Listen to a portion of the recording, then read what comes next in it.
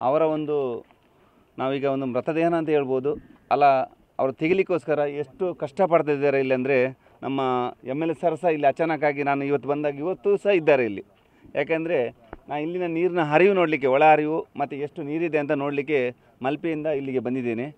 ಹಾಗೆಯೇ ಇದು ನೋಡಿಕೊಂಡು ಇಲ್ಲಿನ ಮೃತಪಟ್ಟ ಜಗನ್ನಾಥ್ ಮತ್ತು ಲೋಕೇಶ್ ಮನೆಗೆ ಹೋಗಿ ಬಂದಿದ್ದೇನೆ. ಯಾಕೆಂದರೆ ಅವರಿಗೆ 13 ದಿವಸ ಆಯಿತು.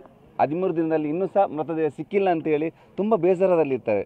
ಆವಾಗ ಅವರಿಗೆ ಸ್ವಲ್ಪ ಧೈರ್ಯ ತುಂಬಿಸಿ, ನಿಮ್ಮ ಮನೆಯವರು ಕಾಣೆ ಆಗಿದ್ದರೆ ನಮ್ಮ MLA ಸಾರು ಹಾಗೂ ಇಲ್ಲಿನ ಯಾರೆಲ್ಲ ಇದಕ್ಕೆಲ್ಲ ಸಹಾಯ ಮಾಡ್ತಾರೆ ಅವರು ಖಂಡಿತವಾಗಿ ನಾನು ಸಹ ನಮ್ಮ ಪರಿಪೂರ್ಣವಾಗಿ ನಮ್ಮ ಒಂದು ಎಷ್ಟು ನಮ್ಮ ಇಷ್ಟರ ತನಕ ಎಲ್ಲೆಲ್ಲ ನಾವೆಲ್ಲ ಕೆಲಸ ಮಾಡಿದ್ದೆ ಅದರ ಪರಿಪೂರ್ಣ ಒಂದು ಸಹಕಾರದೊಂದಿಗೆ ನಿಮ್ಮ ಮೃತದೇಹ ಹಾಗೂ ಅರ್ಜುನ್ ಸರ್ ಒಟ್ಟಿಗೆ 3 ಜನ, ಲೋಕೇಶ್, ಜಗನ್ನಾಥ್, ಅರ್ಜುನ್ ಅವರ 3 ಜನನ ಸಹ ಮೃತದೇಹ ತೆಗಲಿಕ್ಕೆ ನಾವು ನಮ್ಮ ಪರಿಪೂರ್ಣವಾಗಿ ನಾವು ಕೆಲಸ ಮಾಡ್ತೇವೆ ಅಂತ ಅವ್ರ ಹತ್ರ ಒಂದು ಮಾತು ಕೊಟ್ಟು ಬಂದಿದ್ದೇನೆ.